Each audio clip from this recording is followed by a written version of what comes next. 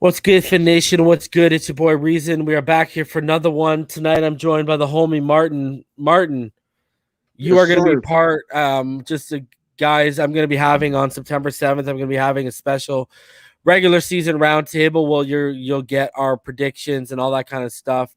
And Martin's going to be a part of the roundtable group discussion for the first time. It's actually so far we got me and 7 guys confirmed, so there's going to be a total of 8 of us so far right now. So the nights of the roundtable right now, bro. But that'll be September 7th at 9 p.m. guys. Dudley Durong will be here. Ball Game will be here. Richmond Webb will be here. Martin, amongst others, and Jeremy Klump will be here, amongst others, will be here. Dante Colinelli. So we're gonna have a big show September 7th, 9 p.m. It'll gonna be I'm still confirming with people though, so I still got to see. It might get even bigger, bro. But it's gonna be. We're gonna have our season predictions. We're gonna be talking about. I'm gonna ask y'all for some bold predictions and bold takes. We'll talk topics heading into the season, and we're also going to give our record predictions because everyone keeps asking me record prediction, and I've been saying I ain't giving it until my regular season roundtable show. So, yes, sir. yeah. So Martin, bro, how you doing, dude? How's everything going? Pretty good, man. Pretty good. Happy Thursday. One more until the weekend. I know everybody's waiting for it, ready for it. And fins up, everybody, man. Welcome. Yeah. So also another announcement too, because some of you may not have known. Last year we broke down every single rep, every single drop back of Tua Tagovailoa throwing the football. Me and Ball Game did to give you that offense and defensive, perspective when we broke down the film. This year we're going to be adding Martin to the crew. So Tua's days on Phinside the NFL will be returning the first Tuesday of the season, following our hopeful win in New England. But every Tuesday following a Dolphins game, we'll be breaking down every single drop back of Tua Tagovailoa. Doesn't matter if he has 50 of them. I remember one show me and Ball Game had to break down over 50 throws. It was that. Didn't he throw it 50 times against the Buffalo Bills or whatever? Yeah, it had to be over 50 times against the Bills. I remember that game. I was like, geez, Louise, bro. So we'll be, so you'll get our breakdown of every single play by Tua. And also when we do the breakdowns, we look at if there's, a breakdown in coverage that they exploit. If the offensive line breaks down, we will highlight. See, we don't just give you the results, we give you the context. So we'll be breaking down every play, not just formation, not just personnel, but like how me and Ball Game did it last year. We'll be looking if something goes wrong in the play, we'll tell you why something went wrong in the play, and we'll show you why. So it's going to be the same thing this year. So all 22 or nothing, baby, because film study session is about to be back in order once that all 22 hits Game Pass, because we're still going to look at Raekwon's rookie year, and I still want to take a look at every single interception of Xavier Howard in 2020, and I want to break them down. So you know what it is. So, and then I'm sure there's going to be, as we progress through the season, just like last year I did individual film studies on Solomon Kinley and Jerome Baker. I'm going to be doing more of those in season this year. And as players are performing well or not performing well, we'll be breaking down and taking a look at why that's happening the way it is, bro. So all 22 season, when the leaves fall on the ground, the all 22 falls on NFL Game Pass and Phinside the NFL, bro. So, and then obviously after that, we'll be right back into draft season after the season's done. But thank God that's a long way away, because week 1, did you know that as of today, we are Jalen Waddle days away from our first game? 17. Wow. Let's get it, man. Let's get it. We've been waiting on this. We're gonna find out real quick what this team is made of, bro. Oh yeah. Believe that. If they can't stop the run, that's honestly, the question. Hey, it looks like it should be better on paper. I was about to say, you gotta show me though. You gotta show me though, bro. I heard Elandon Roberts had to run some laps for clacking, bro. Like, today, they gonna stop the run, bro. Yeah, bro. Yeah, he laid the lumber today apparently and had to run some laps. Yeah, you're right. Dang, bro. So, I mean, I got to see it though, bro. I think they should be better. I think they will be better, but I'm not one of those premature people. You know what I mean? Yeah, of course, of So course. the only person I've ever been premature on, no, I'm right, I don't give a crap what anyone says, was Tua Tagovailoa. And we already know how that's headed this season. So the trajectory is exactly where bro, we he is who we thought we he is who we thought we I don't know how to say it right now, but either or it's still a positive trajectory. And even with the defense, like it's saying, you want to see it to believe it. Look, I've seen what the offense has done in the preseason, and I've seen what the defense has been doing to the offense in practice. I'm kind of confident that this defense is gonna step up, bro. I got that feeling, bro. As soon as we sold up Xavier Howard, we put a smile back on his face. I was like, okay, we're back in the top 5. okay, let's talk about the offense for a sec before we get into training camp, because we haven't had like a me and you session on here for a while. So let's give the people some good conversation here. Yes, sir. The wide receiver room. Okay. You know, they showed I talked about this with Clump yesterday on here when he showed up for a little bit too. You were there. You know, they showed a lot of RPO against Atlanta, but it doesn't really matter because a lot of the it's all the basic fundamentals. It's all the same stuff. So there's not very much new you can show people in the RPO game. Let's put it that way. All right. That hasn't been seen before, isn't on tape. So the receiver room, Bowden gets moved to IR. Let's talk about this for a sec. Because I'm telling you, I'm locking it in. I'm probably going to do a roster prediction show tomorrow. Predicting all 53 men, updated one. Dude, give me DVP, Waddle, Fuller, Wilson, Preston, Hollins, and Merritt, bro. And here's the thing. If you can't trade him and you have to have him and keep him, which I don't think you should, but whatever. Instead of one of these Calvin Munsons or one of these, Jason Strobridges. Yep. Send him packing and carry 8. Damn. That might be the case. I want people to realize this because me and the M were talking about this today. Last year we carried 7 heading into the season. 7, bro. Usually teams carry 5 or 6. We carried 7. Well, usually 6. We carried 7.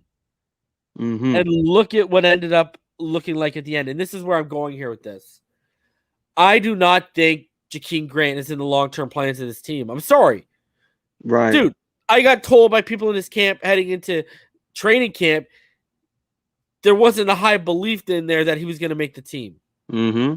Okay? So that was kind of understood internally, let's call that. I know you're a Malcolm Perry boy, but he ain't making the team, bro. Because I think they can slide him to practice squad. I don't think he's going to get picked up. Okay. If that's because of his size, that can happen. Yeah. Because of his size, I don't think he might buy the Patriots because they loved him pre-draft, remember? Shoot. But I think he has a better chance of making of getting to the practice squad because you got to release them, put them through waivers, and then they go to the practice squad now, right? So he has a better chance, I think, than Kirk Merritt of making the practice squad. And this is where I'm going with this. Fuller, 1-year deal. But it could be longer because he fits what we want to do offensively perfectly.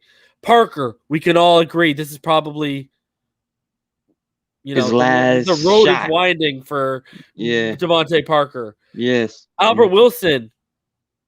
What if he has a 700-800 yard season like I'm saying I think he will? He's not going to come back for $2 million. He's not going to take a pay cut. He's going to be 30, even though I would love to have him back. Yes. Okay, so those 3 could potentially be out. Yes. That's why they put Bowden to IR, bro, because they wanted him to be a part of it next year. The contingency. He only played receiver, for 1 year. He was a quarterback and a running back at Kentucky, so he wasn't even a receiver, right? Yeah. So it's another year to him hone his craft because we can all agree that I'm calling Fugazi on the hamstring injury being like season ending, bro. Okay. So or a game IR maybe. Yeah, they don't have that anymore. Once you're on IR in preseason, you're done for the season. Oh, He's done. He's done. wow. Wow. So they stash him. They've stashed him. Mm, That's what they did. I'm telling you, I think Lynn Bowden his play was heading him towards the practice squad, and mm, they knew he'd be on the other side of the tough decision. mm. Hamstring popped up at the perfect time. Yeah, Bam. yeah, Bye. yeah. So is Kirk Merritt gonna come up with a foot injury this weekend and like stash him to the IR, bro? Because this is what I'm saying. With those three guys gone, and Grant could be gone too, let's be honest. So that's four Mm-hmm. guys Mm-hmm. out of the top 8, let's say right now, Mm-hmm. without Bowden involved. We can all agree those are the top 8, you know. Mm-hmm. Barrett and Grant are 7 and 8, however you want to flip them. So with those four guys going to be gone, you're now down. If they don't none come back, you're down to Jalen Waddle, Lynn Bowden Jr., Matt Collins, and Kirk Merritt. Mm-hmm. So what I'm sitting here and saying is, due to the future, due to next year, you cannot afford to risk him getting picked up on waivers. It's Wow. actually, because here's the thing. If I could keep Kirk Merritt as a 6th or 7th or moves up to a 5th next year, he just Mm-hmm. gets better on his UDFA contract. That's a bargain. Yeah, Like the I guy's on agree. a 3-year UDFL contract, right? So Mm-hmm. I personally, I think the reward is far greater potential than what the risk is. Sorry. I think like to risk him going The practice. to trying to send him down, because they Yeah, don't just yeah, get straight annoyed. You got to release them. yeah, yeah. And another team can potentially swoop in and pick them up off waivers. Now, and again, like you're saying, this might be He's DVP's too good of last an stint. athlete, bro. Kurt Merritt or Lynn Bowden. Kirk Merritt. Well, Lynn Oh Bowden's yeah, he's non-consequential right now, right? correct. Mm-hmm. He's on the IR. Mm-hmm. Jalen Waddle and Kirk Merritt are our best athletes in that room. Yes, yeah. Well, and Lynn Bowden could be mentioned in that category as the best athlete as well. He ain't jumping a If 49 vertical like Kirk Merritt, bro. oh, yeah. Oh, okay. As far as overall athleticism, Yeah, I'm talking yes, about like yeah, athlete. I'm talking about athlete. yeah. Explosiveness, yeah. Yeah. Okay, I got you. You're right. Well, and again, I'm bringing up DVP because you kind of have to look at Devontae as one of those guys who has been with the Dolphins since 2015, drafted in 2015, and year after year after year, it's pretty much been the same thing over and over and over again. Why can't his hamstrings remain healthy, right? And even up until now, we have a wide receiver dilemma. I'm really thinking to myself, why haven't we considered trading DVP to The you know Ravens, the Saints, there's teams that need them, right? the And we Eagles. can right and again we can literally fleece that into a selection like how we usually do it with our draft picks and use it for something else. But I'm just saying, Preston Williams is a guy I would like to keep over DVP as far as play type to play type. I don't know. I don't know if we're transitioning into that you know run after the catch receiver group, and DVP is still struggling to get on the field. I would prefer Preston Williams over DVP, just to say we need our big guy. We need our 50-50 guy. I would prefer Preston over DVP. That's just me. But our final wide receiver room, I'm not sure exactly who's going to be in there. Obviously, I have my thing for Malcolm Perry just because his short area explosiveness is just I'm just in love with that, bro. And again, who's to say if he goes on the practice squad, he stays there, or someone might, like you said, come in with waivers and pick him up. But man, I'm still stuck on DVP. I really don't know what to do with him because I just don't see him being reliable throughout the 17-game season. And we need durability, bro, especially this year. You think Will Fuller makes it through the 17 games? I don't believe he will either. But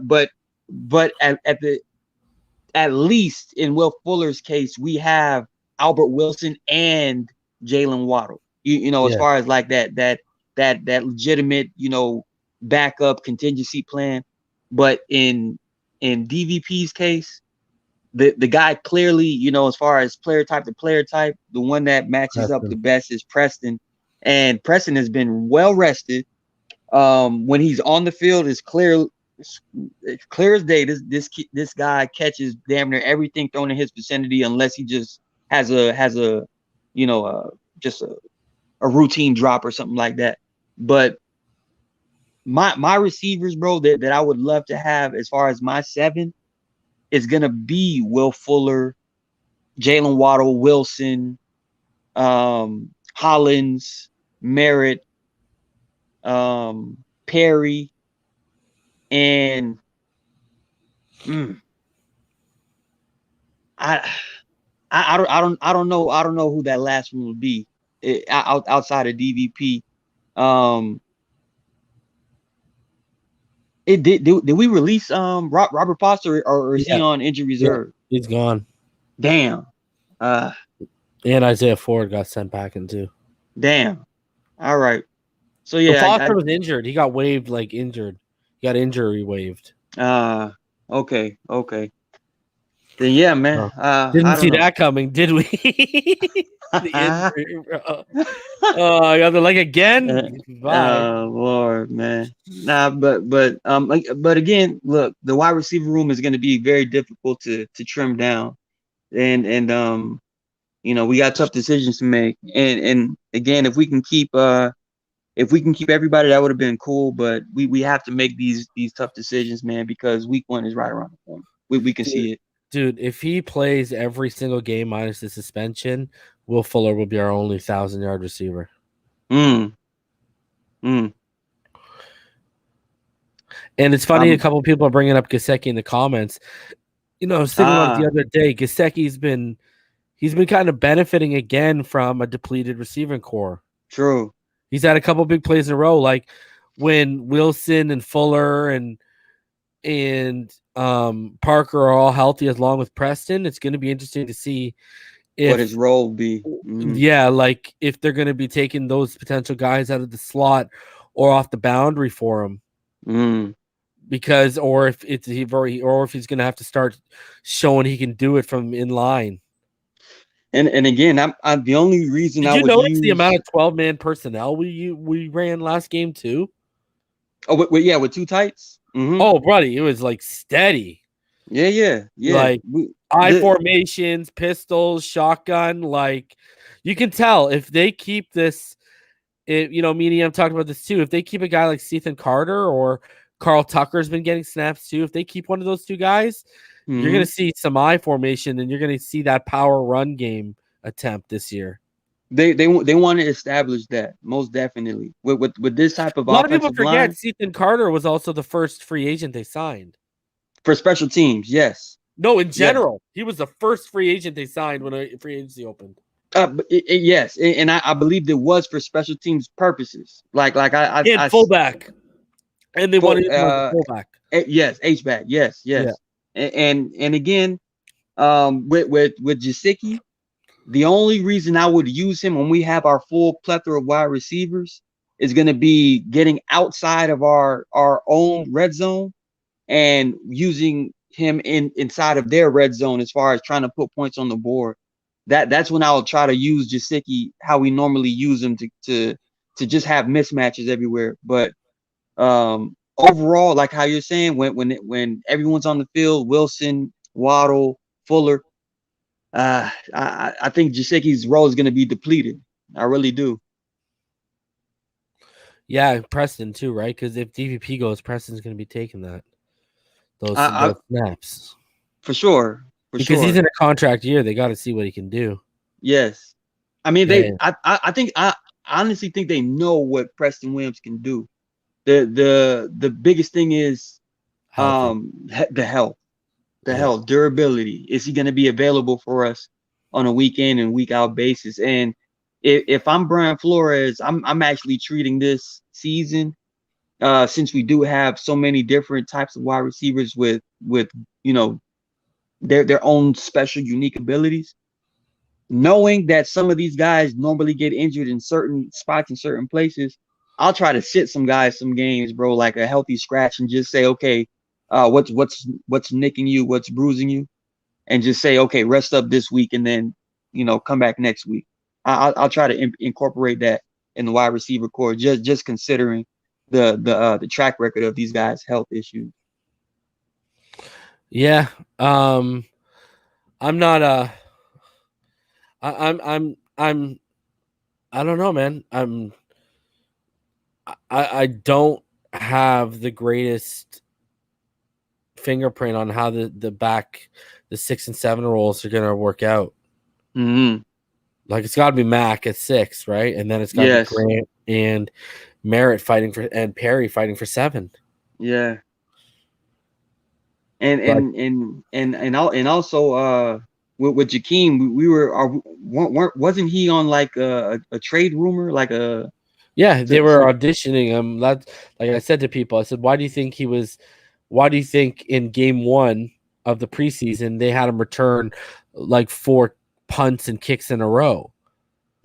Was because he's being auditioned for other teams in trade scenarios, but the problem was clearly no one bit. And a lot of people are saying why would we trade a guy that made an all-pro team? And I'm just that dude. Listen, I'm gonna tell you this to those people. Hey, I'm on record. I want Waddle returning only punts situationally. Yes. I'm gonna tell you right now, they're gonna use him more than situationally. Unfortunately, in game 1, they saw one look at Waddle and they saw the 21-yard return and they said, "Okay, that's our guy. That's it. Get Grant out there." And then literally Waddle goes 1 for 21 yards. Then they bring out Grant for like the next 4 punts or whatever. Next 3 or 4 punts were all Grant. Why do you think that is? You don't need to see him return punts. You know what you have in him. He's a second-team All-Pro, right? Right? Like, I'm just saying. Why do you think that was happening? Like, come on. Look, that Devin Hester, Dante Hall, Brian Mitchell, they all retired along. Those are the elite punt returners. Okay, those are first-team All-Pros. Waddle could be a first-team All-Pro. He could once he's fully healthy. Right now, he's just still. Dude, I've been saying the whole time, use Noah. Use Noah because he's not going to get a lot of reps at corner this year if those guys stay healthy. Yeah. He's just not going to get a ton. Like, look at McCourty's ahead of him if they really would start Javon Holland. Yep. Coleman and Needham are ahead of him. Yep. And then Byron and X are ahead of him. Yep. He's got 5 guys basically ahead of him. Buddy, Trill Williams might be ahead of him. Like, I was about to say, what about Trill? Dude, but once we signed this guy, I told everyone, this guy's making the team, man. This guy was like at worst a 5th-round draft pick. This guy was good at Syracuse, man. And he can play safety and he can play corner. You know what they're gonna do? First year they're gonna get him allocated at corner, then they're gonna transition him to safety. I think so. Get him used to covering guys tight. Yeah. Like as far as like big guys when he gets back in there. Because look at what did you notice what they were doing? Which game was it? It was one of the Bears games. It might have been the Bears game, I think. Did you notice when they were using Fledgling and Nate Hawley as that hybrid linebacker? That was the Bears game, I think. Yeah. Yeah, the Bears game, right? So they were using them as hybrid linebackers, safeties. They're gonna want to do that with Brandon Jones and a guy like Trill Williams. Dude, they gave Trill 51 for a reason. Yeah. Foreshadowing, bro. Foreshadowing. he's bringing that linebacker wood, bro. He's gonna be hit sticking, bro. Bro, all I want to hear is when he lays the hit, all I'm gonna say is Trill kill. Trillion T, man. Trillion T. So And we got to carry. So we got to technically I want to carry at least 7 DBs too. I agree. Yeah, I'm with That's a you. lot. And and and Shit. and also, if we can go back to Noah real quick, I think the number one thing with Noah, it's not even about him being young, because young players can be really good early as well. I think this has everything to do with his confidence, because this is a newer position for him. He's been attempting to get better and more nuanced and refined in the position. But I think once his confidence is there, I think he'll start showing up as far as like consistent coverage. Now, again, when you throw him back there on kick return and punt return, your confidence can grow because you have to be fearless when it comes to returning kicks. So if he progresses as a go-to kick returner that always averages like 25, 30 yards of return, now you're saying to yourself, once you get off the field after that return, you got guys digging you up. Once you have enough of that confidence in you, and then you finally get called out to go cover somebody, I think with just that aura of, okay, I'm a better kick returner than I am a cornerback, a little bit of that juice kind of kicks in for you to cover guys. So I'm just thinking to myself, bro, we might have to really use Noah more on the return game, just for confidence situations, bro. Not even that he's a good returner or better returner than who we have, but I just need him to have more confidence, bro, because I think that's what's really lacking at the moment. Just as far as what I've seen. Yeah, I don't know. He had that first. We're talking about Noah, right? He had that first. Yeah. He had that first good game against the Bears, and and then in practice he regressed back to what he was. Yeah. I just think it's confidence, bro. I think that's what it all boils down to. I really do. Once he has it in his mind that he's actually a good player, I could just see him taking on the world. But right now, I don't think he truly believes in himself against, like, superior athletes. You know what I mean? He is a superior athlete. He just doesn't believe that he can stalemate another superior athlete. Yeah. All right. So let's get into camp a little bit, but before we do, let's get into some little website maintenance notes. Mm-hmm. Notes and news and notes. If you'd like to donate to the channel, paypal.me/Phinside. You can also donate directly through the super chat. Become a Phinside the NFL Patreon. I put inside info up there, which has been pretty accurate over the last month or so, since I started doing it. So you'll have access to that. You'll also be modded, and you will also have access to my film studies when I drop them about 2 days earlier for you. Same thing goes for you channel members too. If you look below me right next to subscribe, we've got a button you can join and you can become a member of this channel. But yeah, shout out to each and every one of the Patreons: Rhino Sith, Fake Spike 94, KL Day, Ramon Casillas, Seth, Slim Pickens, Marino's Goat, J Love, Todd Labruto, Keith Davis, your boy Trev, Josh, Jazz03, Martin, Zo Vegas, Arkham Elf, Irving, Drew Boo, The Show, Jawar Thompson, Jeff Jackson, Andre Villarreal, The Enigmatic Man, Georgie Boy, 23, Florida-born, Kentucky-grown, Michael Rodriguez, Dennis Klassen, Philip Leduc, Tommy Flores, Ron Levy, Marino Ron, Anthony J. Marine, Brett Podfin, Joe Crotwell, Rhonda, Logan 15, Just Keep Waddling, Justo, Robert Martin, Reginald, Kyle Bull, Drip Entertainment, Anything's Possible, and Troy.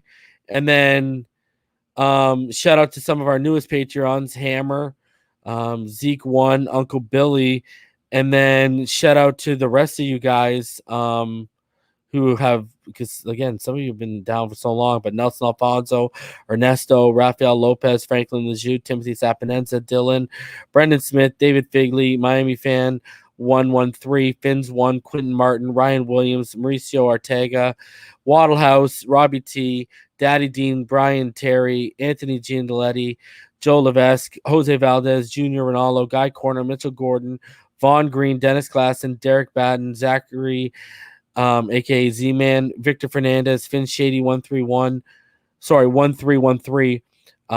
Victor Fernandez, Maurice Perkins, Finn's Weekly, Hawaii Dolphin 808, G Firm 456, Flip City Cruz, Bob Oliver, Ian Miguel, Spencer Richardson, Russell Grace, IT Respect, Garrett Lambert, Travis Brown, Manny, Nathan Berkey, Otto Bell 22, Hunter Chaney, Jason Patrick, Alejandro Moro, Uncle Billy. Dude, every time I see 808, I ask myself, Kanye, are you dropping Donda? 808. Yeah, 808s and Heartbreaks. That was one of my. Oh yeah. Yeah, I need that Donda in my life, Kanye. And of course, shout out to each and every one of the members of this channel. We continue to grow. There's like 118 of you.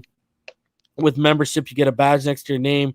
You also get 13 exclusive emojis at your disposal, and I'm about to add another one this week. So shout out to each and every one of you guys who hold me down.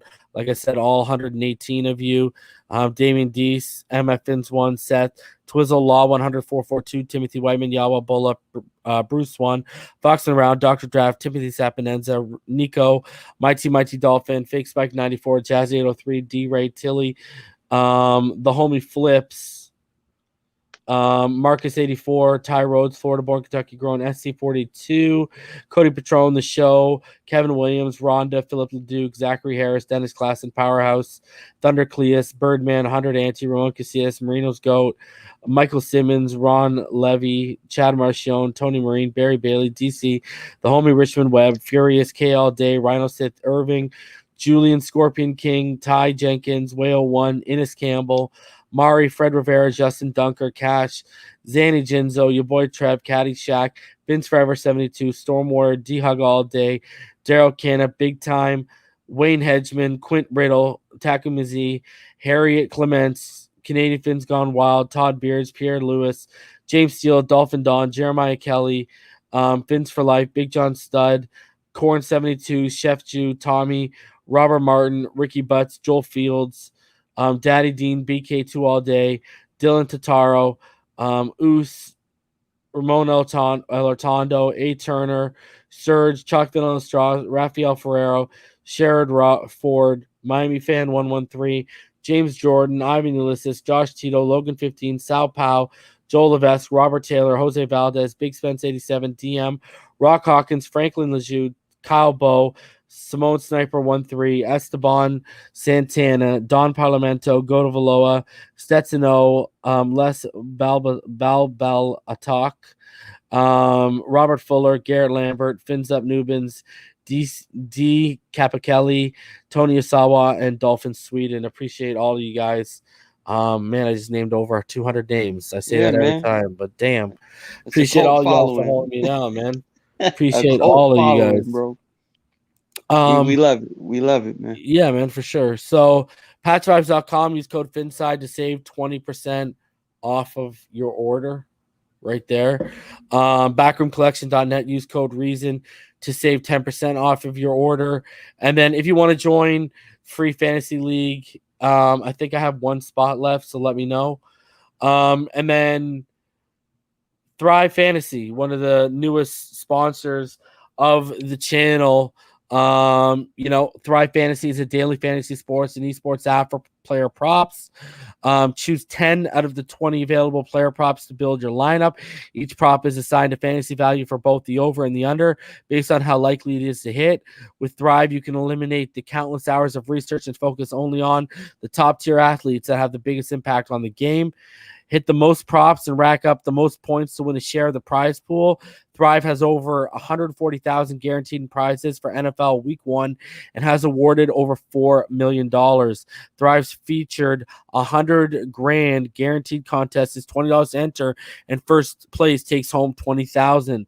So use promo code Phinside when you sign up today, and you will receive a 100% instant first deposit match up to the first $100 you yourself deposit. So go check out thrivefantasy.com. Mm. All right. So continuing on, let's get into training camp, bro. Let's start off with I got a little tidbit I want to share before we get into like the actual reports of the day. Right. So tomorrow they're going to be holding practice indoors and it will not be open to the public, and it originally was supposed to be. So remember yesterday I was saying it sounded like they just wanted to get through practices and like tell everyone to go away so they can just get to doing their thing. Right. Well, they actually, look at the first person that commented. He said he drove down 4 hours and took a day off to go to practice tomorrow, and they made this Wow. announcement. So, I could sense it from a mile away. Like all of a sudden, practices were turning into walkthroughs, and I guess today at one point it also turned into walkthrough as well. So, Mm. you know what I mean? So tomorrow's practice will be held indoors, and it will not be open to the public. So today was officially the last day of training camp open to the public. Wow. So there you I go. mean, they enjoyed it though. Yeah, There's a lot of stuff going on during training camp days, bro. oh yeah, for sure. They loved it. Mm-hmm. And then one final thing, Barry Jackson said this interesting little tidbit from Raekwon Davis today. Raekwon said former University of Miami and NFL defensive lineman Vince Wilfork recently spent time with him, giving him tips after Wilfork attended a recent Dolphins practice. Dolphins will be giddy if Davis, who has a high ceiling, has a career anything like Wilfork's. So you see Vince Wilfork working out with Davis, but Tua hasn't even worked out with the homie Dan Marino yet, dude. It's tough to crack Dan's shell, bro. For real. That dude. You can see it in his tan, bro. He ain't trying to play with nobody, bro. He ain't playing with nobody out here. Yeah, you can see it in his tan. This man just said. So, I mean, I think you're gonna get more Chris Jones. Yeah, like, he comes on like even down to their like body frame and stuff. Precisely. Like it's the same exact guy, basically. The only thing I'll give Chris Jones the nod over Raekwon is probably just the overall like desire. I would say when you see Chris Jones play, there's a sense of urgency of every single play he's trying to do something, run game or pass game. In Raekwon's position, like it's specimen, and he makes plays, but as far as a consistent basis, play after play, I haven't seen that yet.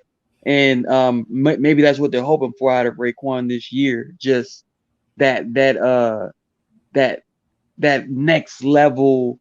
How bad do you want it, Raekwon? And if we get that dude, Chris Jones is the comparison. Period.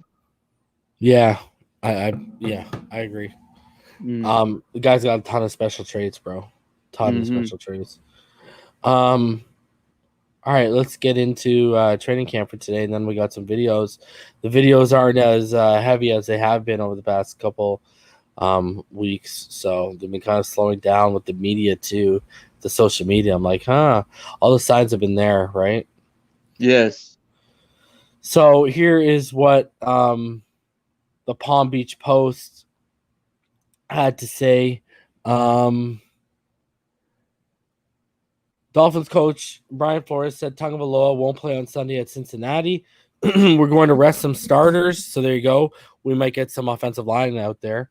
We can't rest everybody. We'll see some guys in there who will get an opportunity to apply fundamentals, techniques, guys who haven't had many reps in games. We'll try to rest most of the starters. Tagovailoa has played well in preseason games against the Bears and Falcons. He has played well throughout the summer, including joint practices with those teams. We probably made the decision before they played last week, Flores said, but last week's performance didn't hurt. We talked about it. We laid out the summer practice schedule in a way that we felt good about going this route. So, Flores giving you those like generic Coach answers, right? Flores said he has not made a final decision on if Devontae Parker, Will Fuller, Preston Williams, or Albert Wilson will see any snaps. Jesse Davis will be rested, and that's got to be worrying. He's already been on a snap count. Now they're having to rest him, especially when he's had some bad reps. You know what I mean? Yeah. So this will give Liam Eichenberg an opportunity, presumably, to work with the starters at right tackle. It would stand to reason that veterans like Xavier Howard, Byron Jones, and Emmanuel Ogbah will be held out. Here are some open practice observations. Friday's practice is now indoors and closed to the general public. Ethan Carter and Vince Beagle worked on the sideline. Let me ask you this, bro, before we go on. Is it adding an eighth receiver or keeping Vince Beagle? Eighth. I agree 110%. Not spotted were Preston Williams, Adam Shaheen, and Albert Wilson. Devontae was again wearing a red non-contact jersey. Javaris Davis came back, another guy fighting for the ball to make this corner room that's played fairly well. Literally, Noah's hanging on to his 30th overall draft stock right now. Hunter Long took reps with the first unit.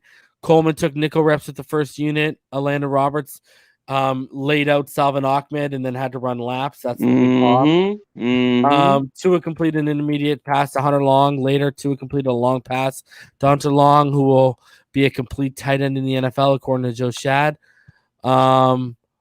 Austin Jackson held up well against Van Ginkel and Jalen Phillips. Adam Butler had some really good inside pass rush moves. Tua completed a long ball to Devontae Parker.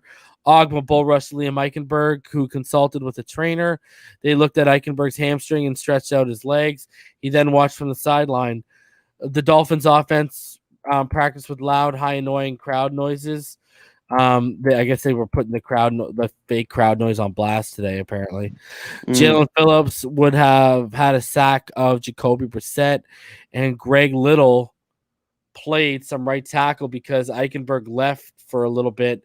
I guess he had a little bit of a ding up. He got dinged up a little bit, and he left, and then Greg Little played some reps at right tackle. Did they say how Greg Little looked at least, or? Yeah, well, we got other articles and other people, so okay, we'll get into that. All right, so let's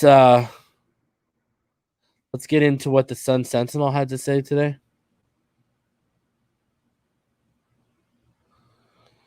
We talk about Greg Little right in this one for you. Okay. With many starters sitting out the Dolphins' third and final preseason game at the Cincinnati Bengals, Sunday was primed to be a Liam Eichenberg showcase at right tackle since first-teamer Jesse Davis is set to rest. But Eichenberg, the rookie second-round pick out of Notre Dame, left Thursday's practice with an apparent right leg injury. That puts the status of the prized rookie the Dolphins traded up to draft in doubt for the exhibition finale. What did we talk about? We're just one injury away from no depth. After Eichenberg was held out following a bull rush from defensive end Emmanuel Ogbah in one-on-one drill, it was a lot of Greg Little and Larnell Coleman at right tackle. Now Little, the 2019 second-round pick of the Carolina Panthers when the Dolphins traded up more than a week ago for him, traded a seventh-round pick. And Coleman, the seventh-round selection in 2021, could see a majority of the time at the position on Sunday. The second half of Thursday's drill serve as a preview. A lot of stuff to improve on, obviously, said Davis of the two, but Greg Little coming in here looks like he's pretty good. Larnell's been improving, so it's been good to see that. Little had a particularly impressive showing in the one-on-one blocking portions of practice, holding his own against various Dolphins pass rushers. Eichenberg, who was competing for the fifth starting spot on the offensive line, is now dealing with his second injury this preseason after previously missing the exhibition opener at the Chicago Bears with a shoulder ailment. He was moved from right tackle to left guard, then back to right tackle during training camp. Right now, we're playing the same spot, said Davis. Eichenberg tells me what he sees. I tell him what I see. What we can improve on, what we can do better. He's my eyes and I'm his. So just hand placement, footwork, and the stuff. What I see from the defensive line, linebackers. Bro, I gotta ask you this: is this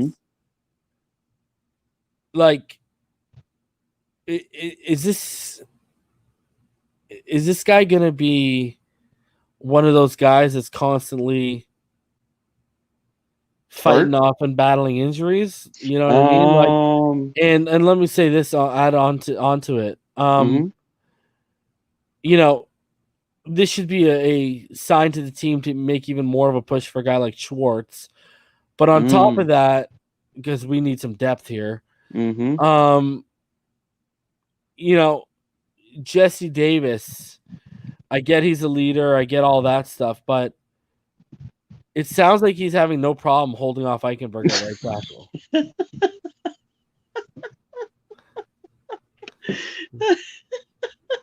Yes, that's exactly what it sounds like, to be honest. And I'm not surprised though, because Liam Eichenberg played left tackle his entire career, pretty much at Notre Dame. His durability is the biggest surprise, because we were raving about how many games he started in a row for Notre Dame. He was an Ironman at offensive tackle. So now we're like, what's going on? What's going on? And let me ask you this: you know what I'm not a fan of?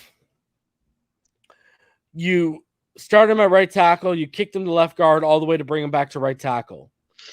Think of how many practices and reps that mattered he lost because he wanted to experiment on a left guard, when I was saying the whole time he's not a left guard. He does not have the anchor. He does not have the body for playing left guard right now.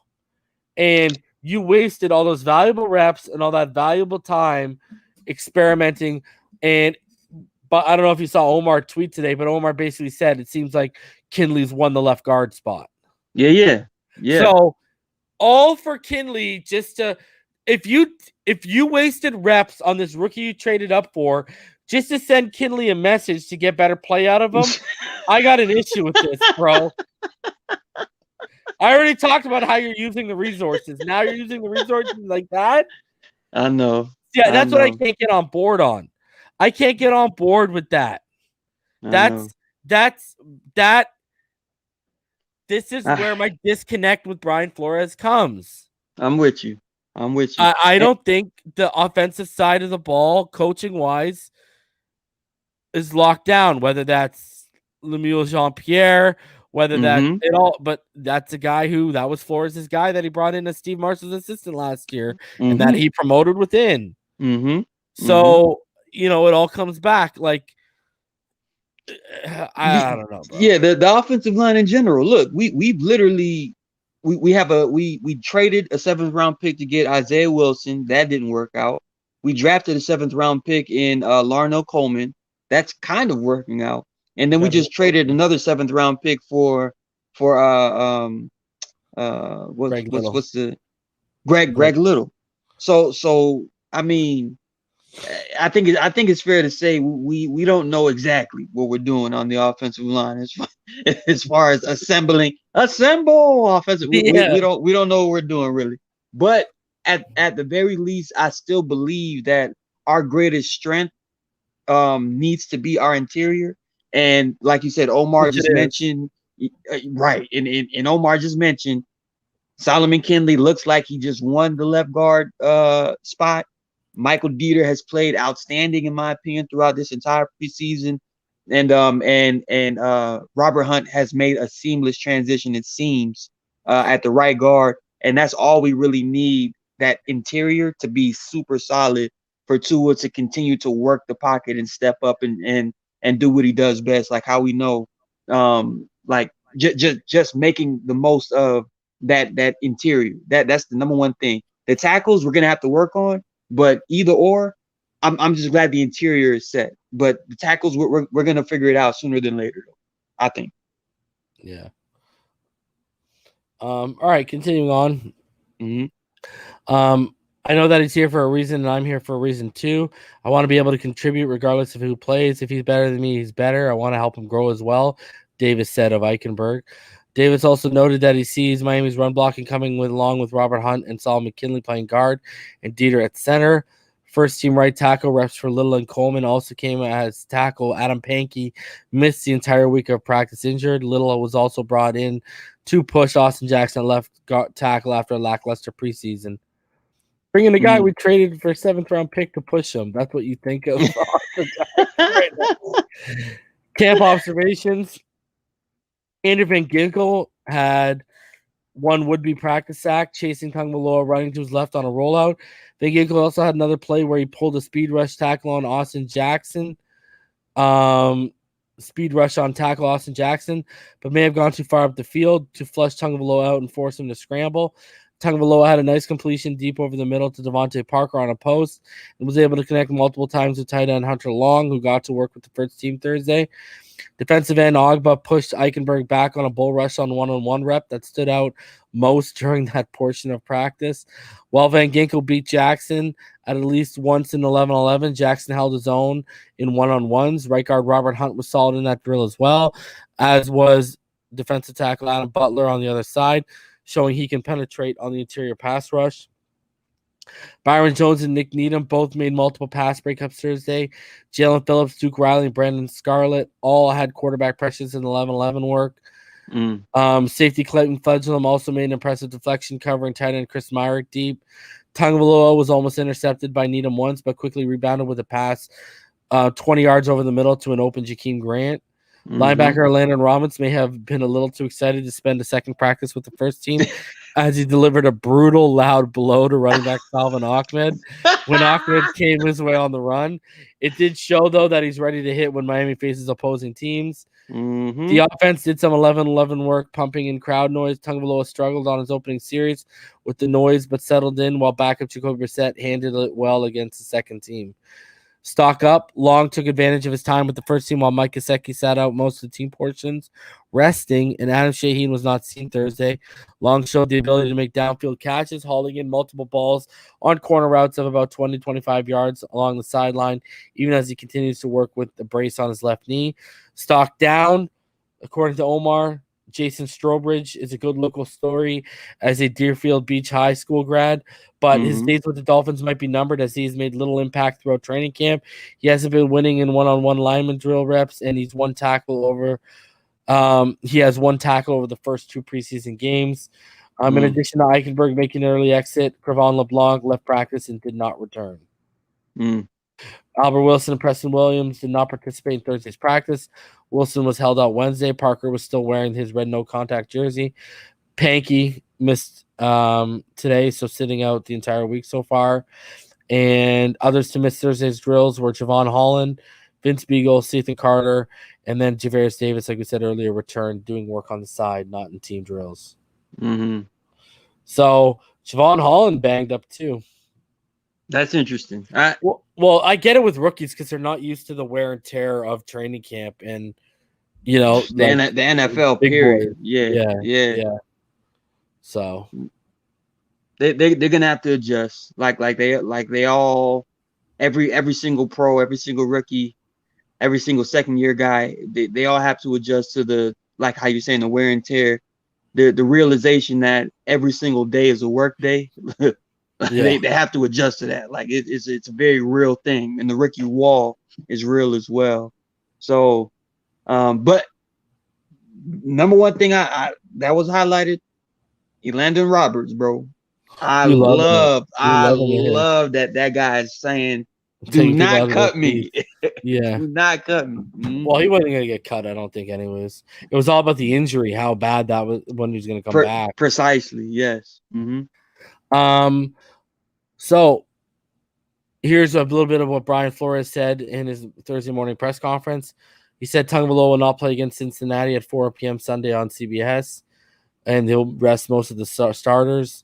He said Jesse Davis will not play, but the other guys are young, so we'll talk through that as far as how much, if at all, the young starting offensive lineman will play. Flores said he wasn't sure if Parker or Will Fuller or Preston Williams or Albert Wilson will play Sunday. He said all are in different stages of returning from injuries, but they're all expected to be healthy for the regular season. Parker, Fuller, and Williams all said in recent dates that they feel fine. Wilson hasn't practiced recently, but has been throwing the football to himself while the team practices. I asked Flores if he has decided how he plans to handle the inside linebacker job alongside Baker, among Bernard McKinney, Elandon Roberts, Duke Riley, and Sam Igwavine. He said, we like the group. Several guys are good players we think will help us. A lot of versatility in the room. We like them all. We will try to keep as many as we can. With attention in this league, more likely than not, somebody could get injured or COVID situation. We will need as many able bodies as possible. We like them all. They work well together. We'll continue to work with them, and we'll feel good about whoever comes out of that room. Flores said it was a tough decision to place Lynn Bowden on season-ending injured reserve. He said Lynn did some nice things in training camp in the end of the year. He had a good offseason, did a nice job in the spring. Fortunately, he had an injury, and we felt that the best decision for the team. That was the best decision for the team. Unfortunately, we won't be able to get him back. That means that the Dolphins won't cut him with an injury settlement and try to resign if he passes through waivers. He's out for the season. Flores on how Dolphins executive special assistant Dan Marino has helped the quarterback room. Someone with Dan's experience, his insight, knowledge, and preparation, and being a professional, it's always good to have a young quarterback to bounce ideas off of. Dan has been that for Tua and Jacoby and Reed. It's nice to have someone like that around the building to bounce some thoughts off, someone who's played the position in the league at a high level. On Kirk Merritt, who has had a good camp, Kirk has grown from a work habit standpoint. He's learning how to get on a routine, stay on routine, believe in a route, and believe in extra work on jugs will help make him improvements. We've seen those improvements on the field, both in practice and in games. If he continues to do those things, he will continue to make the improvements he's already made. He's done a nice job. Very pleased with the growth he's made. That says it all right there. Yeah. That says it all. On what Flores has seen with defensive tackle Raekwon Davis. Raekwon's spring and summer have been good. Raekwon has grown a lot. He's much more comfortable with routine, how much he takes care of his body, what he eats, how much he sleeps, making improvement. We need to continue to make more improvement. As to players who have been vaccinated, not been vaccinated, will be at a disadvantage in securing a roster spot with the Dolphins. Flores said, we're going to keep the best players vaccinated or unvaccinated. That's what's best for the team. Flores had said special teams acumen will be a big part of the final decisions we make. And Leo, Kirk's been on special teams lately. Have you seen that? Yes, intentionally. Yeah. I think they have him as a gunner. Please check back, and then it's just the practice updates. 12:30, receivers Williams and Wilson are not practicing. Vince Beagle, tight end Ethan Carter, and Javon Holland, which is undisclosed, are not practicing. Shaheen isn't here for reasons that are unclear. Holland has been rocking around fine without any visible discomfort. Beagle remains out indefinitely. Carter is expected to miss another week or two. Those players are working on the side today. Williams is working back from foot surgery last December, but said he's fine. Williams and Wilson weren't seen initially at Thursday's practice. Devontae Parker is still in a red non-contact jersey, but is participating today. Javaris Davis, who has impressed coaches, has returned from an injury, but is now working with a trainer. Saul McKinley again opened up with the starters at left guard. Look at what Barry says. I'm not sure if there's even a competition anymore with Liam Eichenberg, who's the backup right tackle. Landon Roberts started ahead of Bernard McKinney opposite of Jerome Baker. Roberts crushed Ahmed on Martin's favorite play of camp. Jalen Phillips remains a starter. Perry took a screen from Jacoby Brissett for a significant gain. Tua hit Hunter Long for a 15-yard gain on a sideline pattern with Byron Jones in coverage. Long is getting some first team work today. Nick Needham and Justin Coleman are sharing first team nickel snaps today. Needham made a nice play in coverage, knocking away a Tua pass. Tua hit Jakeem down the middle for a chunk play that went 30 yards and between the catch and the run after the catch. Eric Rowe had a would-be sack of Tua on a blitz. Larnell Coleman made a nice block. And it says he's one of the few bubble offensive linemen. Brissett threaded the needle with a completion to Perry for 10 yards. There's your boy again. Then hit him for 15 yards on another completion. Perry has been impressive today. Tua hit Parker down the middle for a big gain in 7-on-7 drills. Eric Rowe made a nice play on a pass for Hunter Long, who was in position to catch the pass. Waddle elevated for a difficult catch and walked away gingerly, but returned to the lineup for the next set of reps. Man, this guy is worried. I wonder if it's he's playing through it, eh? The young man think so. has admirable toughness, it says right here. Crevon LeBlanc limped off, removed his shoe, and has been sitting just outside the end zone for a while with a trainer who's looking at his lower leg. He's battling Trill Williams and others for the sixth cornerback job if the Dolphins keep six and if they count Jason McCourty as a safety. Eichenberg appears to be in discomfort with his leg. He's walking around but not participating in practice anymore. Igbenogany is getting some work as a returner. The Dolphins need to see their options behind Jalen Waddle if they trade Jakeem Grant. See? Mm-hmm. Right Mm-hmm. there, they're telling you that he's being dangled. I'm not lying to y'all people. Yeah, yeah. Malcolm Mm-hmm. Perry is another option. The Dolphins are blaring loud crowd noise, and center Michael Dieter hiked the ball well past two on a slow roller. That's not good. Coleman made a nice pass breakup on Brissett throw. Perry made yet another catch from Brissett for a 10-yard gain. This has been Perry's best day of camp. Tua completed a pass over the middle to Matt Collins for 15-yard gain. Then he completed a pass to Hollins along the sidelines. Hollins points his arms demonstratively after he catches. The Dolphins are giving Greg Little snaps at right tackle after Eichenberg went to the sidelines. Mm-hmm. Brendan Scarlett had a would-be sack operating against the left tackle, Larnell Coleman. He has had a very strong first week of camp. He's likely needed as the team's backup edge player. Duke Riley and Jalen Phillips also had sacks on Brissett.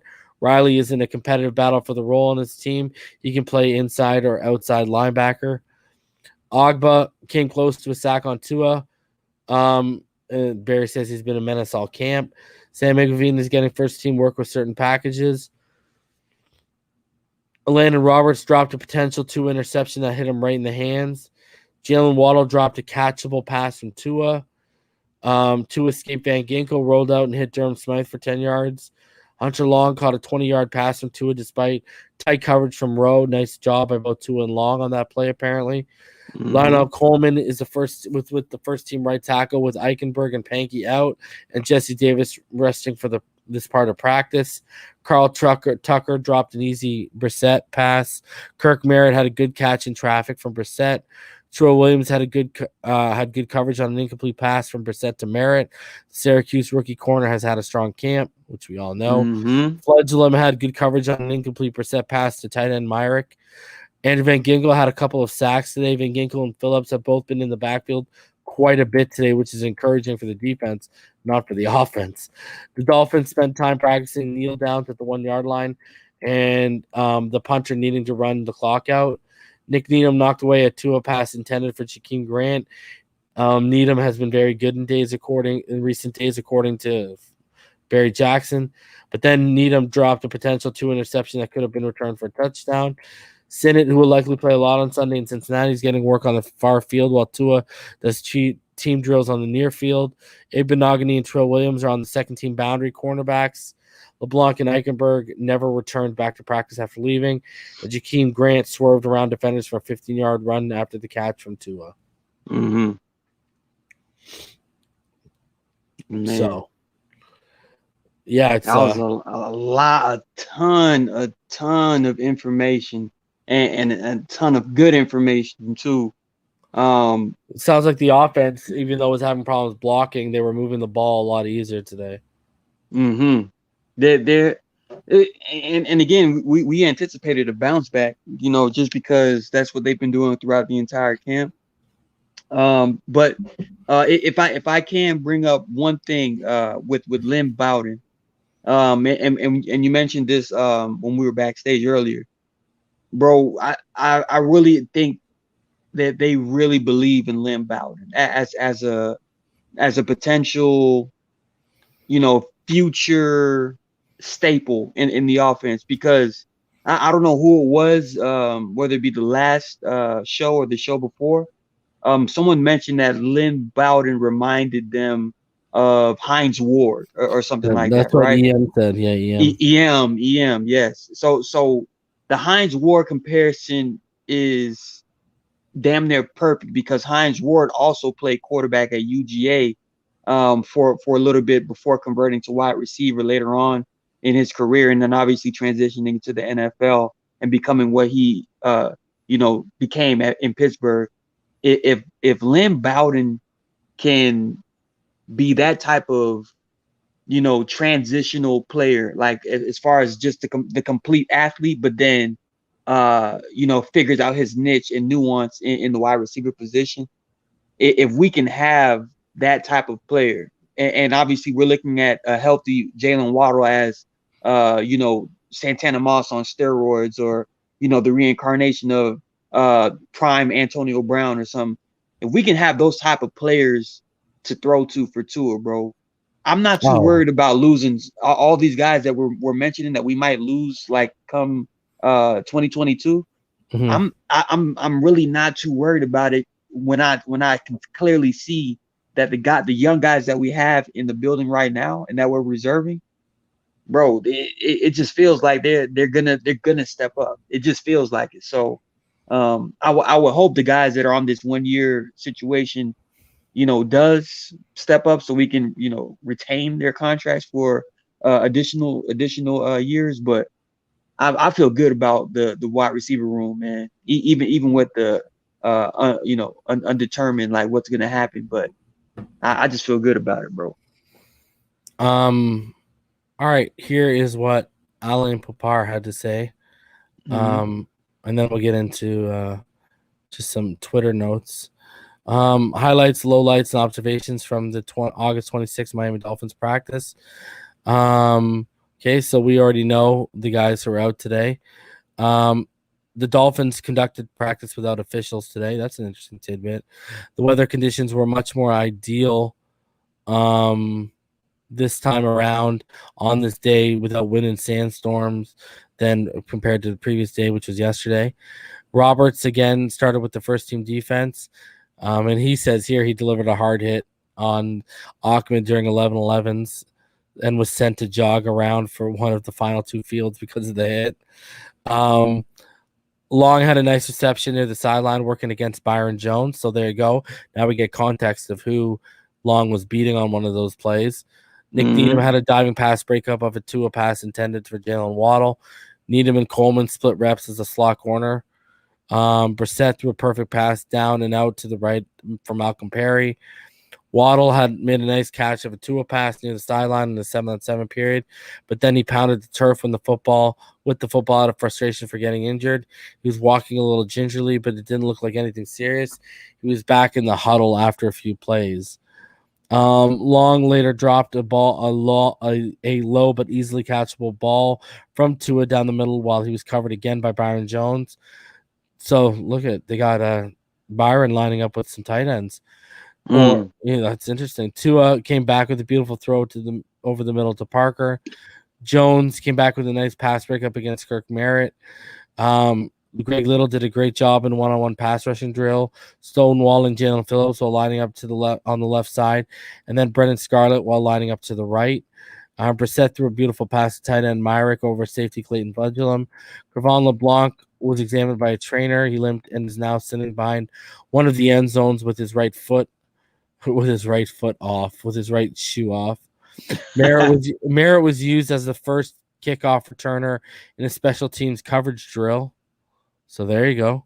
On the first play of a team period with crowd noise piped in, the shotgun snap from Michael Dieter went right past Tua. Obviously not the kind of start you want in this type of simulation. Jesse Davis was kept out. He must have been hanging out with Skura too much. Jesse Davis was kept out of the latter part of practice, and Larnell Coleman got snaps with the first team offense at right tackle. That's cool. Duke Riley got Brissett for a would-be sack, and then Jalen Phillips did the same in the very next snap. Roberts dropped an easy interception on a pass that Tua threw right to him, then jogged off the field and did some push-ups. I love you, Landon, bro. Yeah. Waddle dropped an easy pass over the middle from Tagovailoa. This has been an issue throughout camp. Papart's calling Waddle's drops an issue. I've noticed the drops a little bit too. I don't think he's fully healthy, bro. Too. Yeah, either do I don't think he's fully healthy, bro. And he's just fighting. He's fighting to stay in there, bro. Yeah, I agree. I think Long came up with a second catch downfield. I wouldn't play him this weekend. Me either. Again from Tua, the rookie looks like he could be a factor in the passing game. Carl Tucker had another easy drop, which isn't going to help his already slim chances of making the 53-man roster. Eichenberg walked away slowly between both fields with an apparent issue with his right leg and was examined by a trainer. He stayed on the field but did not practice for the rest of the day. So, yeah. I like because here's the thing. What's great about all these different guys is they add context. Like one guy will tell you so much, and then the other guy will which they're talking about the same play, but he'll add so much more context to like what they're talking about. Right. But have you seen the brace on Hunter Long's leg? I have, and I've also seen the compression sleeve that they put on there underneath the brace. And when Hunter Long first got injured, I thought it was an ACL, just based off of the description of how he was just on the ground, carted off, couldn't really walk. I thought it was an ACL. For him to come back the way he's come back, I'm saying to myself, okay, is he a full go, or is he being forced? Because this is a BC grad, and last thing you want to do is disappoint your head coach that is a BC alum, and then he took you with that pick and you're not on the field. I don't know. Maybe Hunter Long is forcing himself back onto the field, because if he's not, or if he's having issues every now and then after a play, that means he's not ready to really take over. But this is his opportunity with Mike Gesicki out, so I think he wants to leave some type of mark or indelible mark within the coach's minds to let them know that he'll step up when it's necessary and when it's needed. Yeah. All right, so let's get into some Twitter notes. Mm-hmm. Let me see here.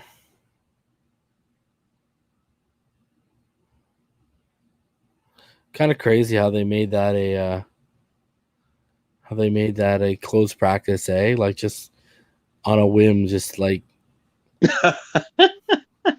they must really want to dive on the installs because all the guys are back now. Like, am I the only one who finds it ironic that as soon as all the guys start coming back, it gets kind of like, half of the practices turn into walkthroughs.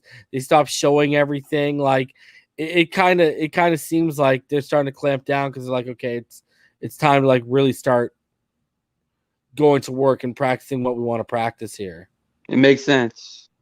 It makes absolute sense, because there's a lot of people recording, sneaky recording the practices and posting them on Twitter as far as different plays and what are you trying to hint at, bro? I don't know who it was. I had that like 11.5 minute video of their practice, and all of a sudden they just totally shut it down.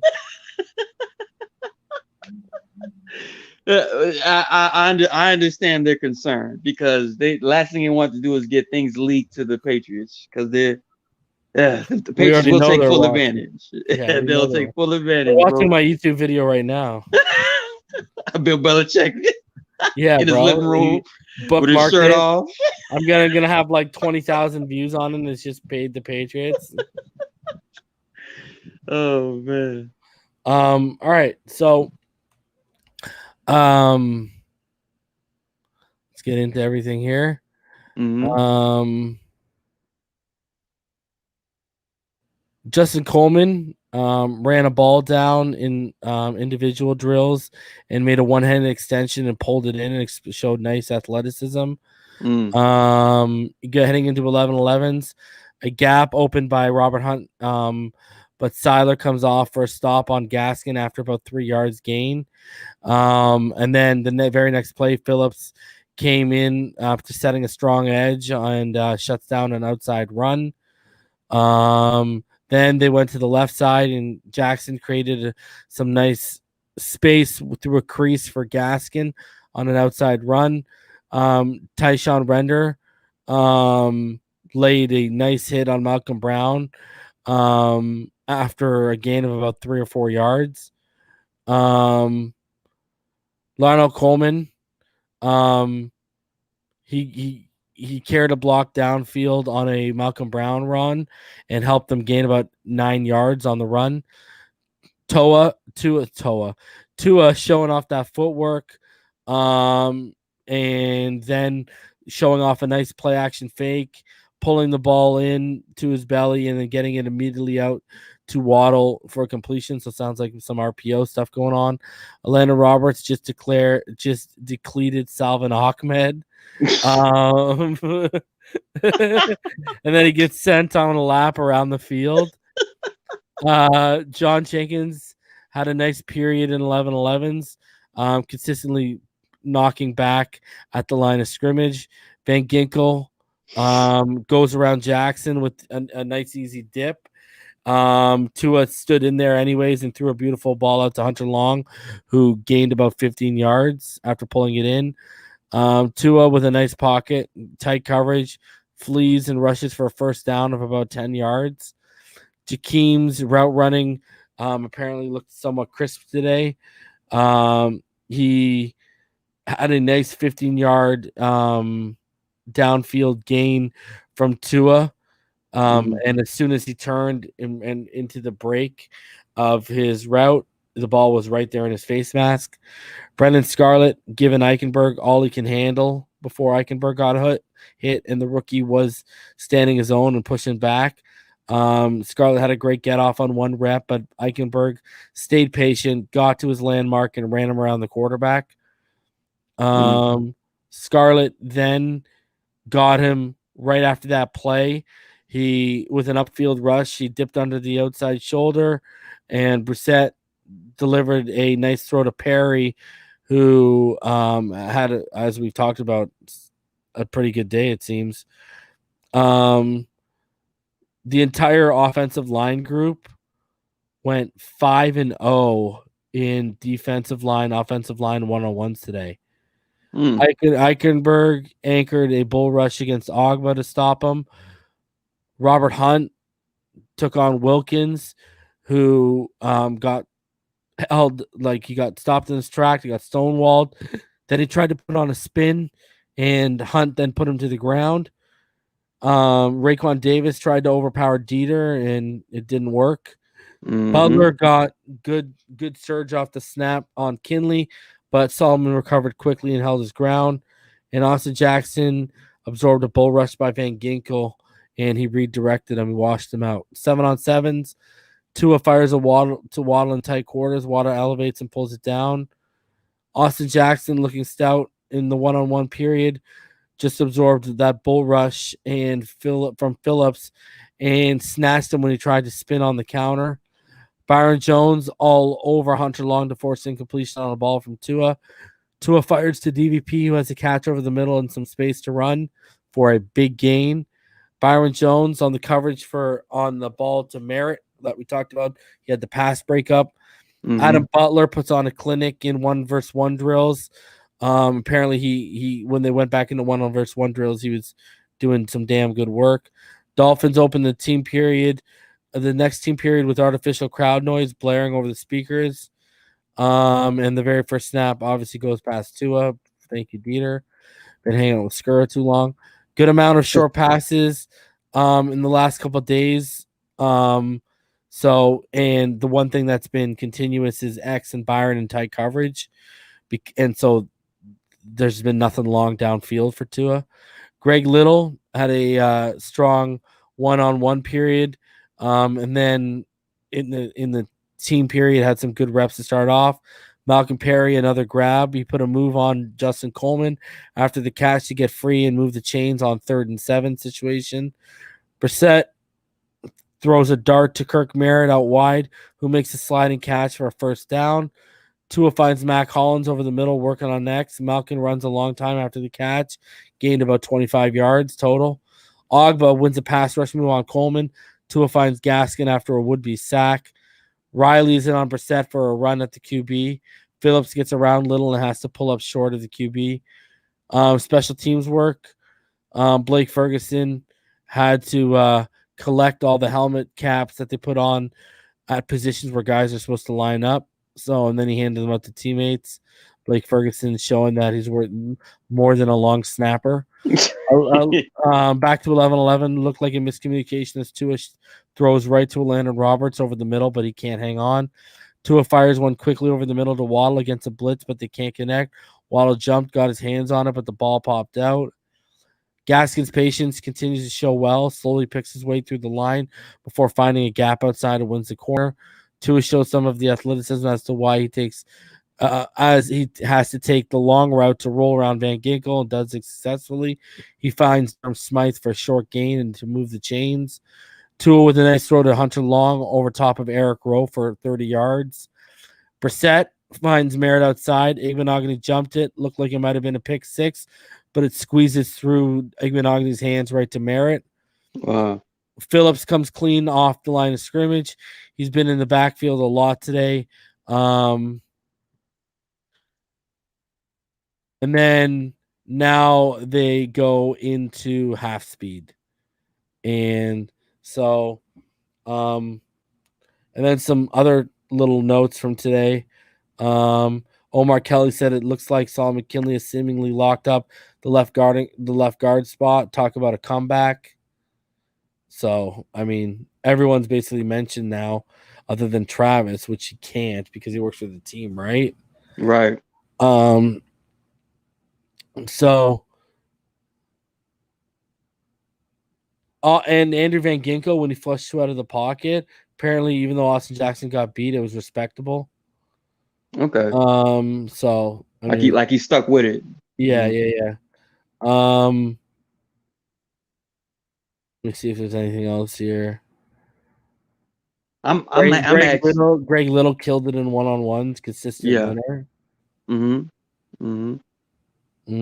So surprising considering the film we broke down on him. Yes. Yeah, really. Eh? I'm just trying to see if there's anything else of worth note here for people. Duke Riley with an overloaded blitz that gets Brissett before he can throw it away.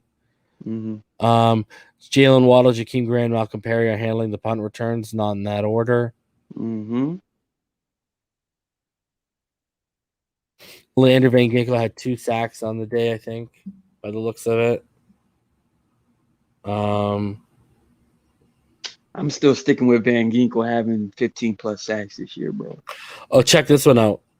So you remember everyone talking about that 25-yard reception by Hunter Long from Tua? Yeah. Hunter Long makes a nice 25-yard reception from Tua. That pass, which I'm not going to describe, can't be defended. It's Tua's secret sauce. Was this a Big Mac or my quarterback? Oh man, they can't unveil exactly why it works to perfection every time. Raekwon Davis keeps riding an exercise bike when he isn't on the field, and that's a little worrisome. So, yeah, I'm still so satisfied that Solomon Kinley is finally a staple at left guard, bro. Because that he finally showed up.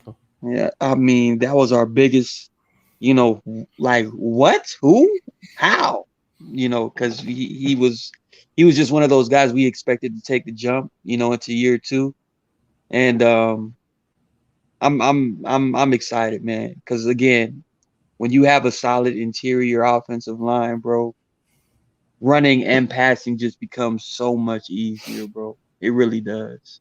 Live and proof, bro. Yeah.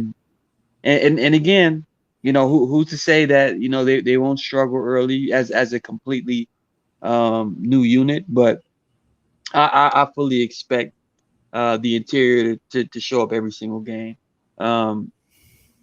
But is this Jesse Davis situation more than just missing some reps or getting beat in certain cases, because he had an injury, correct? And this is Jesse Davis. Yeah, he's fighting an injury. We've known that for a while. He was on a snap count. Remember, they had him on a snap count. Yeah, and I'm just thinking to myself, bro, if he's fighting off an injury, and everyone else, as far as the wide receiver room, we're trying to prevent them from having an injury by sitting them, and we're still trying to figure out, is Liam Eichenberg going to transition to the right tackle position? I mean, all signs should point to Jesse Davis like sitting for a while, even into the first week of the season. And obviously you don't want to throw a rookie out there that's not quite ready, but if the case is we're trying to see what we have in Liam, and Davis is just not at a percentage where he's going to be, sufficient, I'm making the call to sit Davis and start Eichenberg, bro. I would just do that. I would do that, man. That's bold. I just would, man. Let me. All right. So we got a couple clips that we'll go over. There's actually not a ton. You could tell, like I said. I mean, clearly they're really winding down when they don't even want to release footage. You know what I mean? No footage, no referees. They're like everything is closed off. Out, just out. We're out. Mm-hmm. So we got some clips to go over. Here's just the team warming up. Special teams unit warming up. Mm-hmm. Ross about to get me demonetized. I was waiting for the good, bad, and the ugly, man.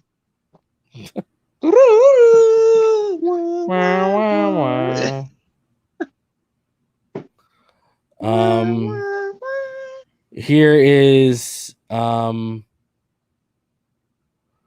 Rowe, Brandon Jones, Jalen Phillips dropping back into coverage to make plays on footballs. You think Brandon Jones is making this roster too? Yeah. Because they can use him as that hybrid safety linebacker. Yeah. Yes. Yeah, he's making the team, bro. You can bet your bottom dollar on that one for sure. Raekwon and Zach Seiler just practicing getting off the line of scrimmage.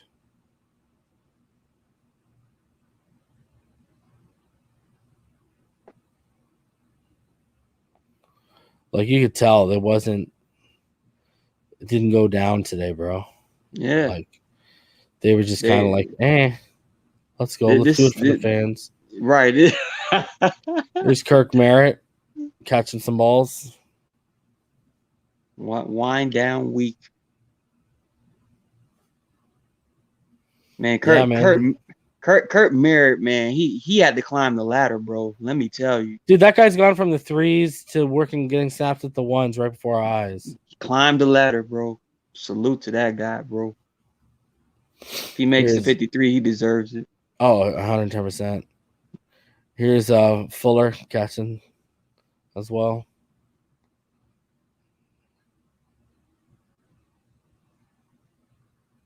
I want to see what he's going to do, man.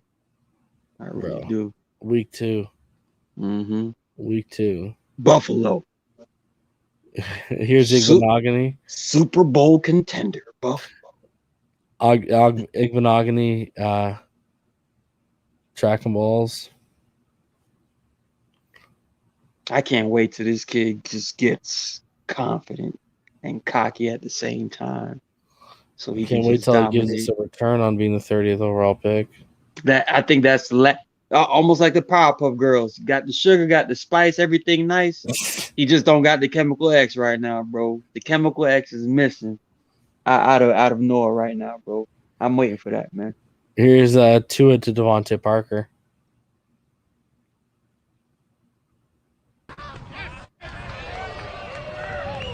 But you can't do anything because he's in the red non-contact. Yeah. He'll still right on his chest, though. Pa! Pa! All day. Mm-hmm. Man, I just can't wait. Like, I wish I could have seen this whole starting receiving core even for some snaps. Yeah. You know what I mean? Yeah. So, but yeah, that's it for training camp today, bro. It was quite the eventful day in terms of, Malcolm Perry had his best day of camp. Merritt continued to have a good days. Trill Williams had another good day. Obviously, the defense, the front seven, created some issues with getting into the backfield on passing plays today. What were your thoughts of how the day went? Pretty smooth. It's becoming more and more obvious. This is a wind down. Basically, no starters are going to be playing against Cincinnati. They're about to start packing it up and heading over to Cincinnati within the next day or so. So everything pretty much now is just let's relax, let's wind down, let's install what we need to, and then let's prep. Let's get ready for an 18-week season. it's gonna get real, bro. I can't wait, bro. And Absolutely.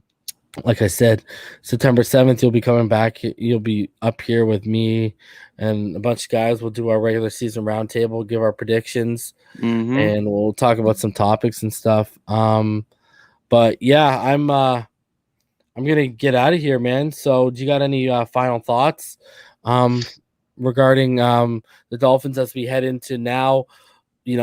Open to the public camp has winded down. Mm-hmm. Tomorrow they're going indoors and only some media members will get in there. And then Sunday they're going to play the Cincinnati Bengals, but we're not going to see a lot of the starting guys. Right. You got any final thoughts? Yeah.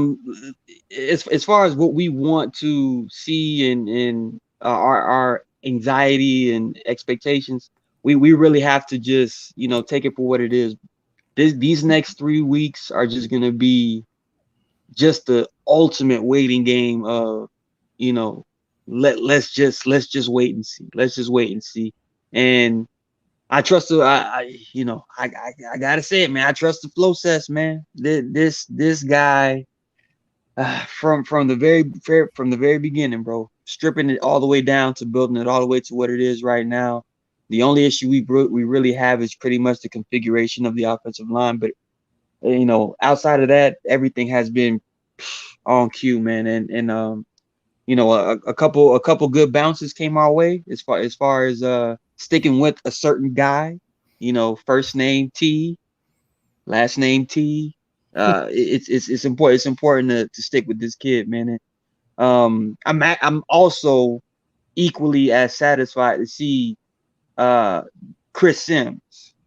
Chris Sims, the guy that we've been kind of calling out too. He is coming around as well. He's starting to see the light, as is most people that were not on the Tua train. But again, we have to be patient because Tua will be sitting out.